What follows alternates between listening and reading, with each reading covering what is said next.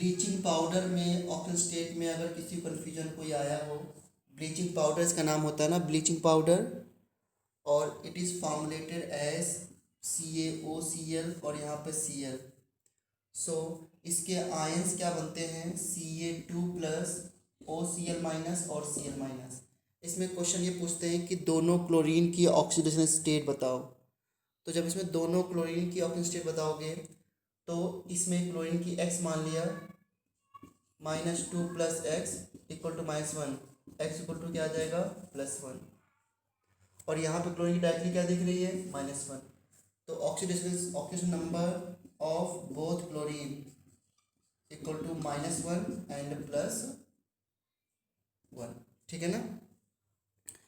और जो ये क्वेश्चन था, जैसे कि एसिटिक एसिड में determine the oxygen state of both carbon. So इसको हमेशा स्ट्रक्चर्स निकालते हैं, क्योंकि ऐसे एक्स मान के निकालोगे तो एवरेज ऑक्सीजन स्टेट आ जाएगी। तो इसका स्ट्रक्चर बना लो, C+O और OH। देखो कार्बन और हाइड्रोजन में हम थोड़ा सा कार्बन की इलेक्ट्रोनेगेटिविटी हाइड्रोजन से ज़्यादा मान सकते हैं, तो शेयर्ड इलेक्ट्रॉन जो है वो कार्बन तरफ शिफ्ट होंगे। तो एक बॉन्ड से एक का गेन या एक को लॉस दिखाते हैं, तो यहाँ पे कार्बन को इससे एक का गेन हो गया, तो इस हाइड्रोजन स्पेक्ट में -1 कार्बन की हो गई, यहाँ पे -1, यहाँ पे -1, यहाँ पे कार्बन की टोटल स्टेट -3 आ गई। और यहाँ पर देखो कार्बन का 2 का लॉस है, यहाँ पर 1 का लॉस है, तो +3 आ गई। दो बॉन्ड रिस्पेक्ट में 2 का लॉस या 2 का गेन। यहाँ पे कार्बन का लॉस क्यों बोल रहा हूँ, क्योंकि ऑक्सीजन की इलेक्ट्रोनेगेटिविटी कार्बन से ज़्यादा होती है, इस वजह से। क्वेश्चन बता। क्या बेटा, 15th। 15th। तो ये इस तरीके से हम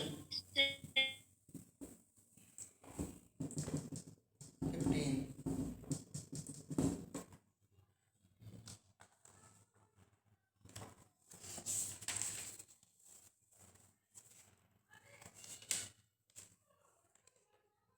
15th में KFe⁻x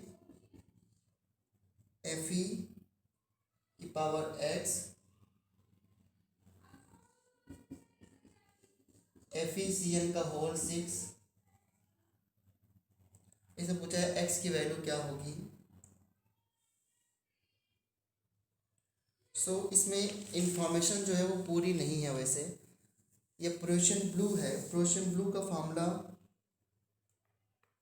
में यहाँ पे Fe, अच्छा यहाँ पे होल कुछ होना चाहिए।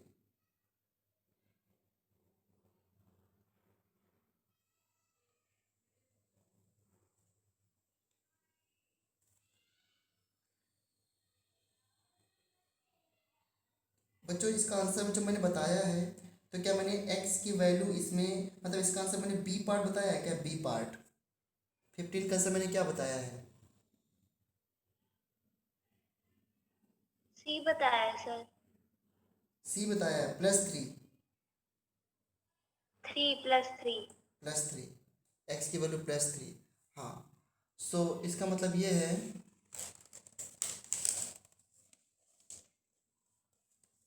आपको पता है कि इसमें Fe की स्टेट क्या होनी चाहिए, यहाँ पर Fe की स्टेट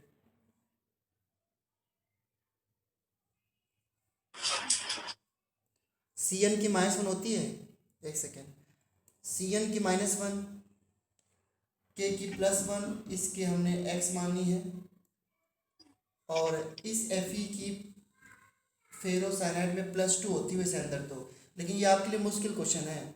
+6 × -1, तो ये कितना आ जाएगा, +1 + x -4 = 0, x = +3। बट एक्चुअल में वैसे बताऊँ, प्रोशन ब्लू का ये कंपाउंड फार्मूला होता ही नहीं, कुछ प्रॉब्लम है। +3 मैंने ऐसे निकाल दिया क्योंकि मुझे पता है कि इस कॉम्प्लेक्स अंदर Fe की +2 होती है, तो Fe की +2 हो गई और Cn की -6 हो गई, तो +2 -6 कितना आता है, -4। अब इसको पूरा बैलेंस होने के लिए K की +1 है, तो Fe की क्या होनी चाहिए, बोलो।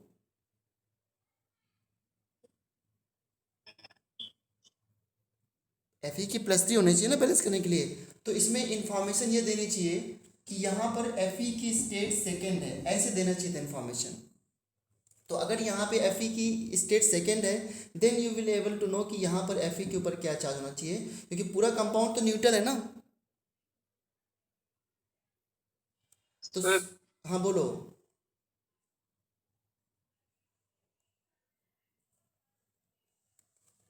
तो ये आइडिया कैसे लगेगा अंदर वाला +2 Fe है?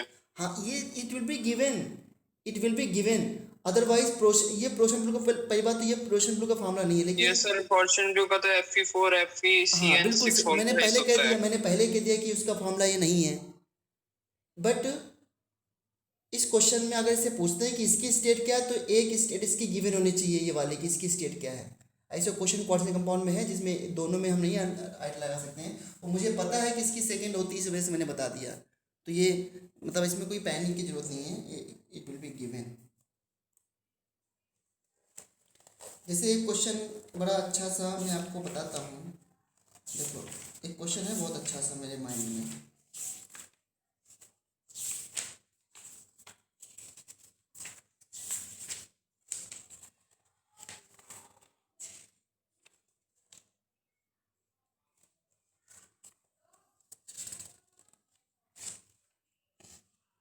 हाँ देखो ध्यान से, जैसे क्वेश्चन है CrO2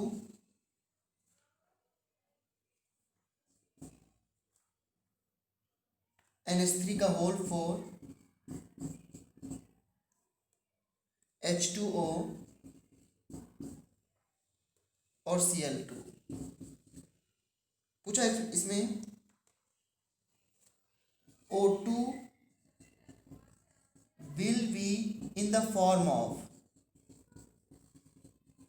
O2 will be in the form of, यहाँ पे जो O2 है वो परऑक्साइड के फॉर्म में है, सुपर ऑक्साइड के फॉर्म में है, या फिर ऑक्साइड के फॉर्म में है। अगर O2 ऑक्साइड के फॉर्म में है तो फिर ऑक्सीजन की ऑक्सीजन स्टेट क्या आनी चाहिए बताइए। अगर इस कॉम्प्लेक्स में ऑक्सीजन ऑक्साइड के फॉर्म में है तो इसकी स्टेट क्या आनी चाहिए, -2। -2। और अगर सुपर ऑक्साइड के फॉर्म में तो क्या आना चाहिए, -12। और अगर परऑक्साइड के फॉर्म में तो क्या आना चाहिए, -1। लेकिन अब मुझे बताओ क्या क्रोमियम की स्टेट देनी पड़ेगी उनको। Without knowing chromium oxygen state क्या बता सकते हो ऑक्सीजन किस स्टेट में है, टेल मी। No sir. हाँ तो यहाँ पर क्रोमियम की स्टेट जो है वो गिवन है, दैट इज ऐसे लिखा हुआ है 3, ऐसे लिखा हुआ है।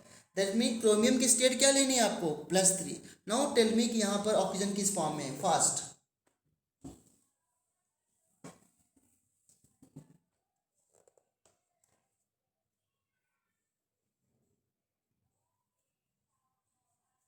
बताओ कैसे सॉल्व करोगे इसको।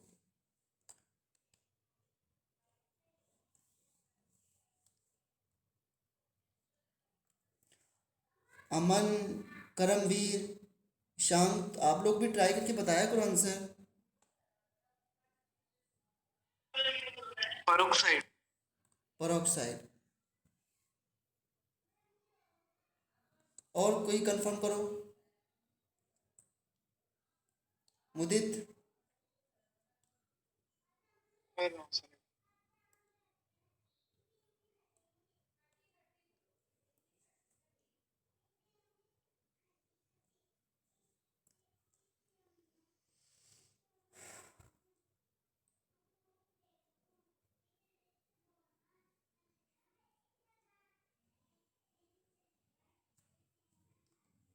और किसी को नहीं बताना आंसर इसका। हर्ष, बोलते क्यों नहीं आप लोग।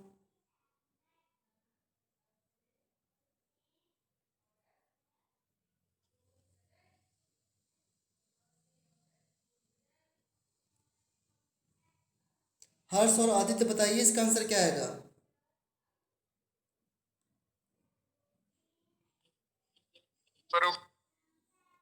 ओके तो क्रोमियम की +3 ले ली, ऑक्सीजन की मैंने x मान ली तो 2 × x प्लस NH3 की 0 हो जाएगी, और यहाँ पे H2O की भी 0, और Cl की क्या लेनी, -1। तो 2 Cl हैं तो -1 = 0।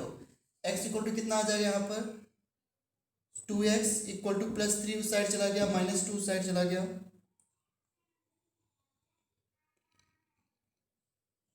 2 तो ये कितना आ गया +3 और ये +1 तो ये आ गया -1 तो x = 1 -2। आप लोग तो बोल रहे थे परऑक्साइड, ये तो सुपर ऑक्साइड आ रहा है।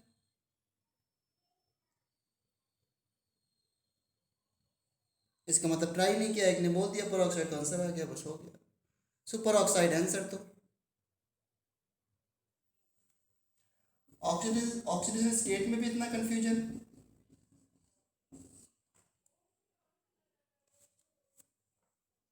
सुपर ऑक्साइड एक बार चेक कर लेना कहीं मैंने गलती तो नहीं की है इसमें। सही है ना मुझे दिया? हाँ सर सही है।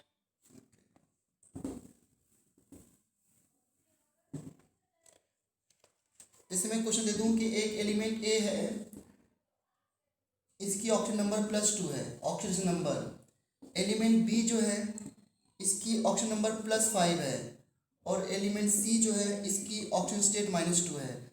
बताओ इनके बीच में क्या फॉर्मूला बन सकता है? और इसके लिए आपको ऑप्शन भी गिवन होंगे। ऑप्शन ए है A2BC3 का होल ट्वाइस। ऑप्शन बी है A3BC4 का होल ट्वाइस। सी है A3B4C का होल ट्वाइस, और डी ऑप्शन है AB C2। बताइए अगर इनकी ये ऑक्सीजन दे रखी है ऑक्सीजन स्टेट, तो क्या बन सकता है इनके बीच में फॉर्मूला?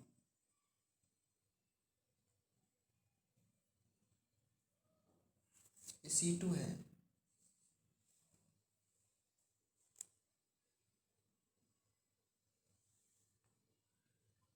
बी ऑप्शन आएगा। यस सर बी ऑप्शन आएगा। Yes, sir. अच्छा कैसे किया आपने? इन सभी ऑक्सीजन स्टेट को पुट कर दोगे यहाँ पर, और टोटल ऑक्सीजन स्टेट क्या आ जानी चाहिए इसकी? जीरो। हाँ अगर टोटल जीरो आ जाती है तो वो सेटिस्फाई कर रहा है। तो आपने क्या आंसर बताया? सी बताया बेटा? बी। बी में मैं एक बार वेरीफाई कर लेता हूँ। ए की +2 है तो ये +6 हो गया। बी की कितनी है? +5, इसका होल ट्वाइस है तो +10 हो गया। सी की कितनी? -2 इंटू 8 कितना हो गया? -8 होल ट्वाइस तो -16 इक्वल टू 0 हो जाएगा। Yes B is the right answer like that. ठीक है सर असाइनमेंट का 10th क्वेश्चन बताना एक बार।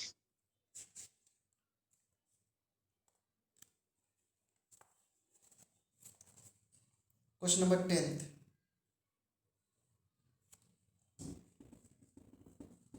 क्वेश्चन है NH3 का होल थ्राइस CrOX। यहाँ पे क्रोमियम की 6 स्टेट दे रखी है। NH3 होना चाहिए। पहली बात तो ये NH3 नहीं NH4 होगा। ठीक है सर ये क्वेश्चन है ही नहीं। क्या बेटा? ये क्वेश्चन है ही नहीं सर। ये क्वेश्चन नहीं है। अच्छा मैं DPP2 देख लिया मेरे ख्याल से मैंने। ठीक है एक सेकेंड। अच्छा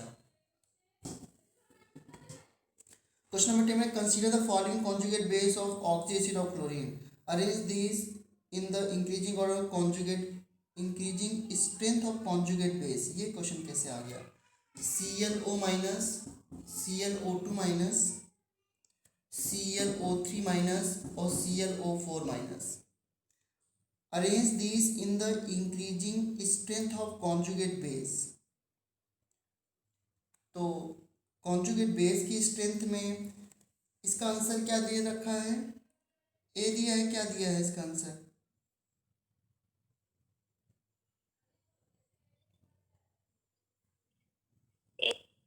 ए दिया है ना? हाँ कॉन्जुगेट बेस की स्ट्रेंथ है तो बस जिसमें ज़्यादा रेजोनेंस है वही उसी की सबसे ज़्यादा स्ट्रेंथ हो जाएगी। बस यही बताना है।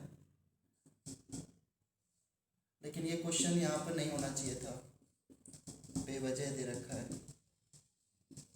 सर हाँ अगर मैं इस सब में H प्लस आयन डाल दूं सारे कंपाउंड्स में जितने भी हाँ दे रखे हैं, हाँ हाँ तो सर ये एसिड बन जाएंगे HCl4 HCl3 और HCl2 और HClO। सर हाँ HClO4 सबसे स्ट्रॉन्ग एसिड होता है इनमें, फिर HClO3। तो सर जितना ज्यादा स्ट्रॉन्ग एसिड होएगा उसका कॉन्जुगेट बेस उतना ही वीक होएगा। तो इस हिसाब से तो सर स्ट्रेंथ तो ClO नेगेटिव की सबसे ज्यादा होनी चाहिए, बेसिक स्ट्रेंथ।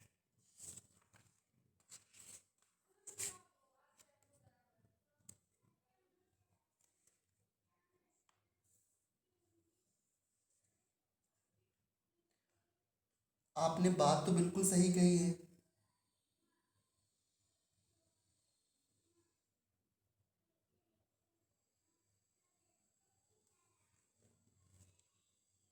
बेसिक स्ट्रेंथ अगर पूछा जाए इसमें, तो बेसिक स्ट्रेंथ का ऑर्डर तो ये होना चाहिए, बेसिक स्ट्रेंथ।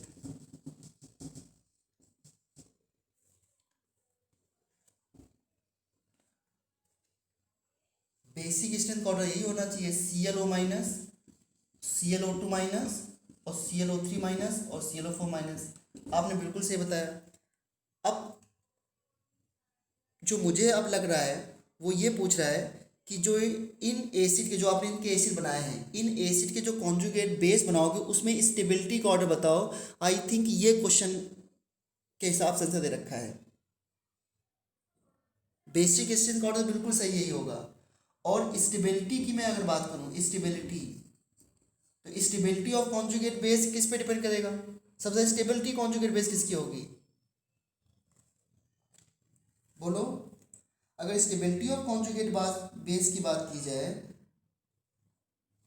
तो स्टेबिलिटी तो ये होगी ना, ClO4। तो ये यही प्रॉब्लम इसमें क्वेश्चन में हो गई है। स्टेबिलिटी अगर बात करें तो ClO4 minus, ClO3 minus, ClO2 minus और ClO माइनस, ये होगा आंसर। समझे मुदित? तो इसमें मतलब ये मैंने रंजीत साही से लिया था, तो ये हो सकता है इस तरह की प्रॉब्लम हो, लेकिन स्टेबिलिटी ऑर्डर ये होगा। बेसिक स्ट्रिंग ऑर्डर बिल्कुल सही बताया आपने, यही ये होगा। ClO4 माइनस की, क्या? ClO4 माइनस में सर इसका क्लोरीन का एक्सपेंडेड ऑक्टेट नहीं हो जाएगा सर? तो क्या स्टेबिलिटी क्राइटेरिया केवल हम एक्सपेंडेड ऑक्टेट देखते हैं? नहीं, वैसे तो स्टेबिलिटी ऑफ रेजोनेंस कॉन्जुगेट देखते हैं सर, एक पर सेकंड, फिर एक भी सेकंड, ज्यादा। Listen to me, listen to me. जब आप स्टेबिलिटी ऑफ कॉन्जुगेट बेस देखते हो तो क्या एक भी बार आपने ऐसा चेक किया है कि मॉलिक्यूल में ऑक्टेट देखा हो आपने? स्टेबिलिटी ऑफ कॉन्जुगेट बेस जब देखते हो तो जिस एटम पे नेगेटिव चार्ज है ना, वो कितना डिस्पर्स कर रहा है उसकी स्टेबिलिटी देखते हो ना हमेशा एसिड के कॉन्जुगेट बेस में। Yes sir. अब मुझे ये बताओ, अगर अभी थोड़ी देर पहले आपने कहा कि HClO4 स्ट्रॉन्गर एसिड है, किस बेस पे कहा आपने स्ट्रॉन्गर एसिड है? तो ज्यादा ऑक्सीडेशन स्टेट है उसके अंदर। लेकिन क्या यही कंसेप्ट लगाते थे हमेशा? नहीं सर। क्या कंसेप्ट लगाते थे? स्टेबिलिटी ऑफ कॉन्जुगेट बेस देखते थे ना। Yes sir. तो फिर इसका कॉन्जुगेट में नेगेटिव चार्ज जो है वो कितने ऑक्सीजन पे डिस्पर्स हो रहा है? 4 ऑक्सीजन पे डिस्पर्स नहीं हो रहा है इस तरीके से। यस सर, हो रहा हाँ, है। तो फिर ये ज़्यादा सबसे ज़्यादा स्टेबल है। तो ये मतलब है यहाँ पे, ठीक है ना। Okay sir. जब कॉन्जुगेट बेस की स्टेबिलिटी होती है तो जिस एटम पे नेगेटिव चार्ज होता है वो कितना डिस्पर्स कर रहा है, उसकी क्वांटिटी कैसे कम की जा सके, यही मतलब होता है ना हमारा स्टेबिलिटी का। तो और जो आप बता रहे थे वो आप ये बता रहे थे कि रिजोनेटिंग स्ट्रक्चर बने हुए हैं एक ही कंपाउंड के बहुत सारे। सुनो ध्यान से आप, जब एक ही कंपाउंड के बहुत सारे रिजोनेटिंग स्ट्रक्चर बने होते हैं तब उसमें हम ऑक्टेट क्राइटेरिया एक्सेट्रा लगाते हैं ना स्टेबिलिटी के लिए। Yes sir. हाँ, क्या ये एक ही कंपाउंड के रिजोनेटिंग स्ट्रक्चर है? नहीं, ये तो अलग अलग कंपाउंड है। कलर कंपाउंड है हाँ सर। हाँ, तो इसलिए अब आपको क्लियर हो चुका होगा मेरे ख्याल से पॉइंट सारा। यस, हो गया। ठीक है। सर हाँ जी बोलो। सर ऑक्टेट एक्सपेंशन क्या होता है? ऑक्टेट एक्सपेंशन का मतलब PCl5 में ऑक्टेट एक्सपेंड है, SF6 में ऑक्टेट एक्सपेंड है। पी के आउटमोस्ट में 5 होते हैं। अच्छा, वो ऑक्टेट रूल जो वायलेट होता था। वायलेट होता था, हाँ। और एक्सपैंड क्यों होता है ऑक्टेट, ये भी पता होगा आप लोगों को, क्यों एक्सपैंड होता था? Due to empty orbitals. Due to presence of empty D orbitals. तभी तो एक क्वेश्चन आप बहुत पढ़ते थे ना कि PCl5 जो है वो एग्जिस्ट करता है बट NCl5 एग्जिस्ट नहीं करता। इसका जवाब क्या देते थे आप लोग? एम्प्टी ऑर्बिटल नहीं होता। हाँ, डज नॉट एग्जिस्ट, ये एग्जिस्ट नहीं करता है। तो आप बोलते थे कि नाइट्रोजन के पास वैकेंट डी ऑर्बिटल नहीं है, that's why it can not expand it's octet, but phosphorus के पास है, वो अपने ऑक्टेट को एक्सपैंड कर सकता है। Okay sir. हाँ, जो ये क्वेश्चन आया था जिसका आंसर गलत किया कुछ लोगों ने, PCl5 से PCl3 प्लस Cl2 गैस। यहाँ पर पूछा गया था कि change in oxidation number of chlorine क्या होगा, change in oxidation number of chlorine. तो यहाँ पर क्लोरीन की स्टेट फास्फोरस की अगर +5 है यहाँ पर, तो सभी क्लोरीन की -1 होगी या -1 होगी, टेल मी।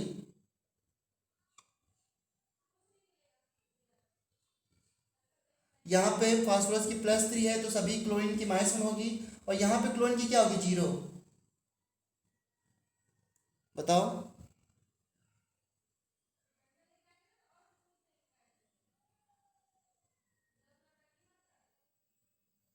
तो -1 से 0 यही तो चेंज हो रहा है, तो इसका आंसर क्या आएगा, चेंज ऑफ 1 आएगा, 0 minus -1 1।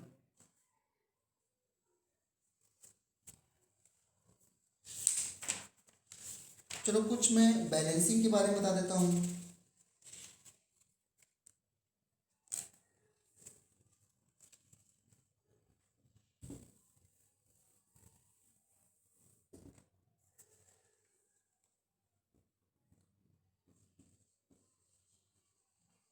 Balancing of redox reaction.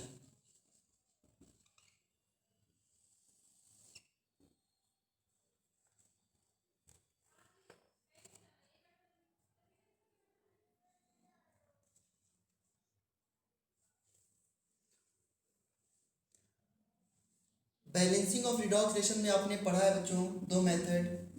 एक आपने पढ़ा है ऑक्सीडेशन नंबर मेथड,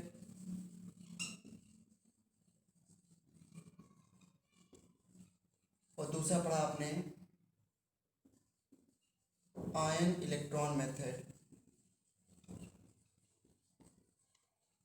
ठीक है, ऑक्सीडेशन नंबर मेथड और आयन इलेक्ट्रॉन मेथड, ये तो 2 मेथड सीखे होंगे आप लोगों ने। सबसे फेमस तो ऑक्सीडेशन नंबर मेथड है, बट आयन इलेक्ट्रॉन मेथड की भी अपनी खुद की इम्पोर्टेंस है। तो 1-2 क्वेश्चन बैलेंस करते हैं, आप सीख जाओगे। जैसे क्वेश्चन 1 है, मान लो इसको बैलेंस करना है, P4 + HNO3 change into H3PO4 + NO2 + H2O। इस इक्वेशन को बैलेंस करना है। So how will you balance this equation? So जिस एलिमेंट की ऑक्सीजन स्टेट चेंज हो रही हो उसको निकालो। तो यहाँ पे फास्फोरस की ऑक्सीजन स्टेट क्या है, 0। यहाँ पे नाइट्रोजन की क्या है, +5। यहाँ पे फास्फोरस की क्या है, +5, और इस नाइट्रोजन की क्या है, +4। इसमें तो कोई डाउट नहीं आया किसी को?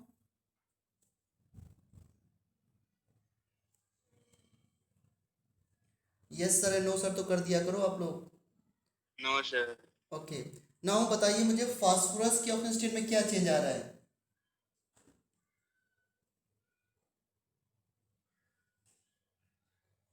बोलो। 20 का। एक फास्फोरस के रिस्पेक्ट में 5 का चेंज है, रिएक्टेंट मॉलिक्यूल में जो फास्फोरस है उसमें 20 का चेंज है। तो यहाँ पर सॉरी 4 फास्फोरस है तो एक के रिस्पेक्ट में 5 का चेंज, 4 के रिस्पेक्ट में 20 का चेंज। और 20 का जो चेंज है वो इंक्रीज है डिक्रीज है, इंक्रीज। इसे क्या बोलेंगे हम लोग, ऑक्सीडेशन। और HNO3 की केस में अगर आप देखोगे तो +5 से +4 आ रहा है, तो एक फैक्टर से क्या हो रहा है, डिक्रीज। इसे क्या बोलोगे आप लोग, रिडक्शन। रिडक्शन मतलब क्या होता है, decrease in oxygen state, yes या नो, डिक्रीज। तो अब इसको बैलेंसिंग करना है, तो क्या मतलब हुआ बैलेंस का, कि जो इंक्रीज इन ऑक्सीडेशन स्टेट है उसको रिडक्शन इक्वेशन मल्टीप्लाई कर दो, और जो डिक्रीज इन ऑक्सीजन स्टेट है उसको ऑक्सीडेशन इक्वेशन मल्टीप्लाई कर दो, तभी तो बैलेंस होगी। मैथ्स में अगर 2x और 3x है और दोनों कैंसिल करना हो तो 2x वाले को 3 से मल्टीप्लाई करते हो और 3x को 2 से मल्टीप्लाई करते हो, तो दोनों इक्वेशन में x कैंसिल हो जाता है, यस ना। तो इसलिए यहाँ पर भी ऐसे करना होता है। तो क्या करो आप, P4 प्लस P4 में 20 का चेंज है तो ये रिडक्शन इक्वेशन है, तो इसमें 20 से मल्टीप्लाई कर दिया, HNO3 H3PO4 और यहाँ पे 20 से मल्टीप्लाई कर दिया 20NO2। वाटर अपने आप बाद में हो जाएगा। और इसके बाद M में कितने चेंज था, 1 का चेंज था, तो इसमें 1 से मल्टीप्लाई कर दिया दोनों फास्फोरस में, ठीक है, 1 को लिखने जरूरत नहीं है।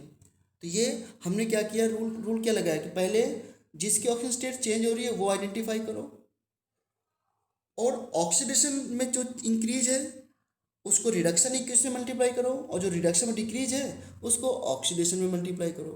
ये करना होता है। रूल खत्म हो गया। इसके बाद क्या करना है, देखो क्या बैलेंस है क्या बैलेंस नहीं है। फास्फोरस कितने लेफ्ट में, 4, यहाँ पे कितने, 1, 4 से मल्टीप्लाई करो। इसके बाद हीट एंड ट्रायल मेथड, और तो कुछ कर नहीं सकते। इसके बाद हाइड्रोजन यहाँ पे कितने, 20, यहाँ पे कितने हाइड्रोजन है, 4 3 या 12, तो कितने बचे अभी, 8 हाइड्रोजन और चाहिए। 8 हाइड्रोजन के लिए हमें 4 वाटर ऐड करना पड़ेगा। हो गई balance equation. This equation is balanced.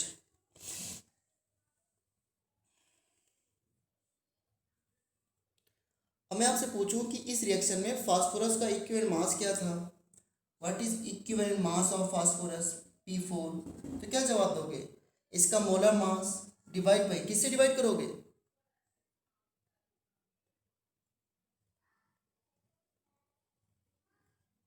बोलो, 20 से। और अगर इस इक्वेशन में मैं आपसे पूछूं what is the equivalent mass of HNO3, अगर HO3 का इक्विवेलेंट मास पूछूं तो उसको किससे डिवाइड करोगे, 1 से। ऐसा मत कहते ना कि फैक्टर से डिवाइड कर देना है ना, तो ये आ जाएंगे आपके इक्विवेलेंट मास। ये बैलेंस हो गई equation by oxidation number method. Simple question होते हैं।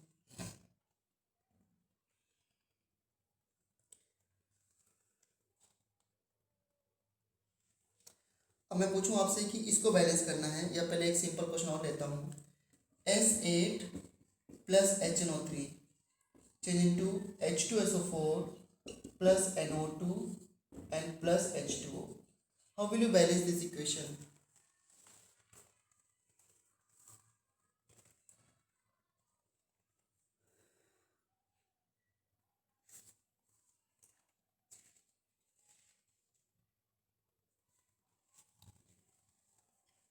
जल्दी बताओ। सल्फर की स्टेट यहाँ पे 0 है, यहाँ पे नाइट्रोजन की +5, सल्फर की +6, यहाँ पे नाइट्रोजन की +4। बताइए किसमें क्या मल्टीप्लाई करना है आपको, एसिड 48 HNO3 और 48 NO। हाँ, सल्फर में क्या क्या चेंज आ रहा है, 0 से 6 तक जा रहा है तो 6 का चेंज, लेकिन इसके मॉलिक्यूल में 8 सल्फर एटम है तो टोटल कितने चेंज आएगा, 8 का चेंज।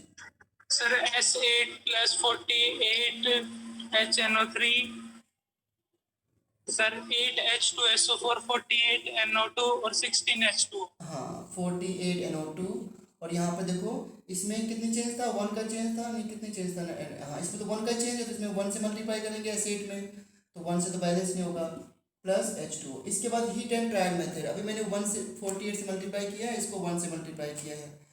अच्छा, जिसका ऑक्सीडेशन होता है वो कौन सा एजेंट होता है, रिड्यूसिंग एजेंट। तो यहाँ पर एसिड क्या है बताओ, रिड्यूसिंग एजेंट है या ऑक्सीडाइजिंग एजेंट है,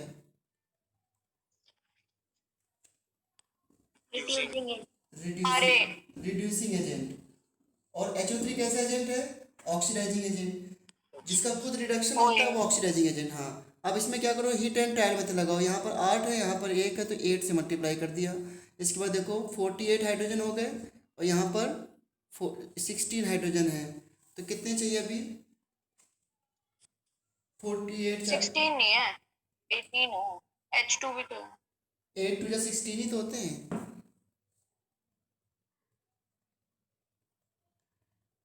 तो 32 और चाहिए, तो यहाँ 16 से मल्टीप्लाई कर दो, हो गया। ऑक्सीजन यहाँ पे अपने आप बैलेंस हो जाएगा।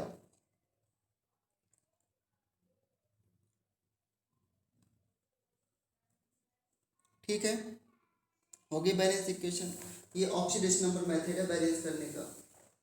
अगर मैं आपसे कहूँ Cr2O7 2- Fe2 प्लस ये सिंपलेस्ट इक्वेशन है Cr3 प्लस, सॉरी मैं यहाँ पे लेता हूँ SO3 2 माइनस और Cr3 plus SO4 2 minus plus water.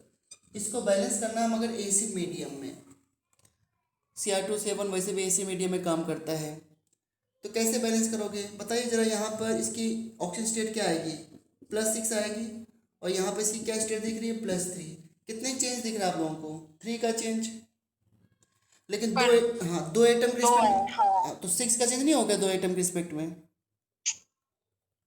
तो आप इसमें किससे मल्टीप्लाई कर दो, 6 से। और इसमें कितने चेंज आ रहा है, सल्फर की +4 आएगी, निकाल के देख लेना, और यहाँ पे सल्फर की +6 आएगी। कितने चेंज हो रहा है, 2 का चेंज। तो 2 का चेंज इसमें मल्टीप्लाई कर दो 2। ये आपका हो गया, रूल से ख़त्म हो गया रूल। यहाँ पर कोई दिक्कत तो बता देना मुझे। Rule is over. Now heat and trial method. कितने क्रोमियम है, 4। यहाँ पे कितने क्रोमियम है, 2। तो इसको 2 हटा के क्या कर दो, 4। Chromium is balanced. सल्फर कितने हैं, 6। यहाँ पे सल्फर कितने हैं, 6। पहले उसको बैलेंस करते हैं जिसकी ऑक्सीजन स्टेट में चेंज आ रहा हो। अब देखो पूरी इक्वेशन क्या 2 से डिवाइड हो सकती है, वाटर बाद में देखेंगे। क्या पूरी इक्वेशन 2 से डिवाइड हो सकती है, यस। तो पूरी इक्वेशन को मैंने 2 से डिवाइड कर दिया। यहाँ पे 2 हट गया, यहाँ पे 6 की जगह 3 आ गया, क्योंकि सिंपलेस्ट नंबर यूज करने होते हैं हमको। यहाँ पर कितना था, यहाँ पर 6 था ना, कितना था यहाँ पे, 2 था, 4 था, 4 था, 2 हो तो गया, 2 हो जाएगा। हाँ, और ये प्लस यहाँ पे 3 हो गया। अब इसके बाद हमें क्या करना है, हाइड्रोजन तो यहाँ पे है नहीं, तो एसिड मीडियम अगर बैलेंस करना हो तो सबसे पहले ऑक्सीजन बैलेंस करो by adding water, and then hydrogen is balance by adding H+ ion. बताइए लेफ्ट साइड में कितने ऑक्सीजन है, 7, 3 3 9, 9 + 7 कितना हो गया, 16 ऑक्सीजन है। और राइट हैंड साइड में कितने ऑक्सीजन है, 12 ऑक्सीजन है।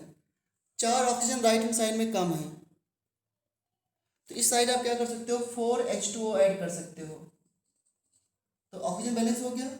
Now hydrogen is balance by adding H+ ion, तो 4 2 जा 8, और कोई H+ है नहीं है, तो यहाँ पर 8H+ ऐड कर दो, ये बैलेंस हो गई इक्वेशन, लाइक दिस।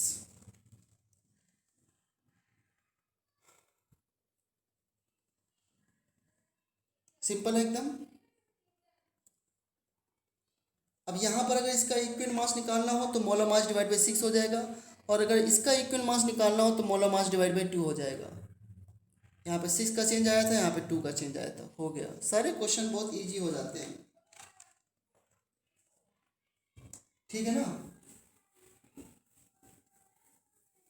सपोज आपको ये इक्वेशन बैलेंस करनी है, Cl2 से Cl- और ClO3-, ये डिसप्रोपोर्शनेशन रिएक्शन है ना। बताइए यहाँ पर how will you balance this equation.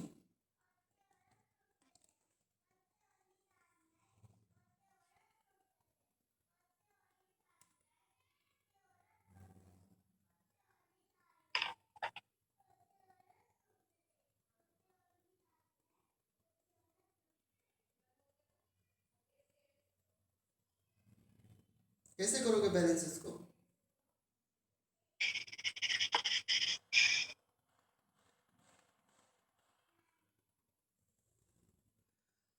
ये डिसप्रोपोर्शनेशन है। तो डिसप्रोपोर्शनेशन में क्या करो, क्योंकि एक ही टाइप का मॉलिक्यूल रिड्यूस भी होता है और एक ही टाइप का मॉलिक्यूल ऑक्सीडाइज भी होता है,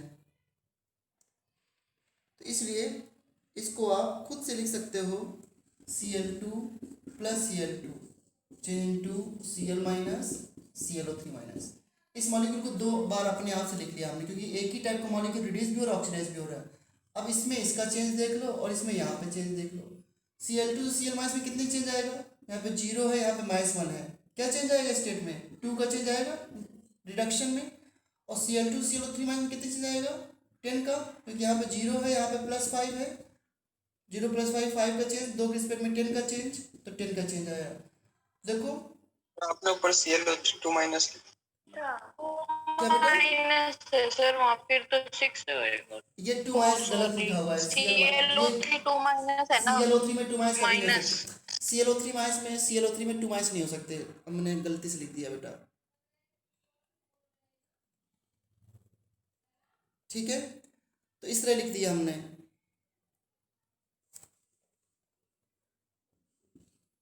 एंड तो क्या करें, अब देखो 2 और 10 का चेंज है, तो क्या 2 और 10 के चेंज को मैं 1:5 का चेंज मान लूँ? Yes, Yes, sir. sir. अब जिसमें 2 का चेंज है उसमें 5 से मल्टीप्लाई, और जिसमें 10 का चेंज है इसमें 1 से मल्टीप्लाई। ठीक है, देखो इसमें 2 का चेंज था ना, तो 5Cl2 plus Cl2 change in 2, इसमें 5 से मल्टीप्लाई ना, तो 5Cl माइनस, और यहाँ पर ClO3 माइनस। इतना लिख दिया मैंने। इसको डिसप्रपोर्शनेशन में अलग अलग लिखना पड़ेगा, नहीं तो नहीं हो पाएगा क्वेश्चन आपसे। इसके बाद पहले चेक करो कि बैलेंस है या बैलेंस है सारा। जो चेंज जिसके साथ किया था आपने, इसको इसके साथ किया था ना, तो यहाँ पे देखो 5 2 10 है, यहाँ पे कितने 5 है, तो 5 को हटा के 10 कर दो। यहाँ पे Cl कितने 2, यहाँ पे कितने 1, यहाँ पे 2 कर दो। अब इसके बाद इसको वापस से ऐड कर दो, तो क्या हो गया आपका 6Cl2 change into 10Cl minus and 2 ClO3 minus. अब सपोज हमको इस इक्वेशन को बेसिक मीडियम में बैलेंस करनी थी, तो इतना तो ऑक्सीडेशन नंबर मेथड लगाना पड़ेगा। बेसिक मीडियम में करने के लिए क्या करते हैं, बेसिक मीडियम में जिस साइड जितने ऑक्सीजन ज़्यादा हो उसके अपोजिट उसी सेम साइड उतने वाटर ऐड कर दो।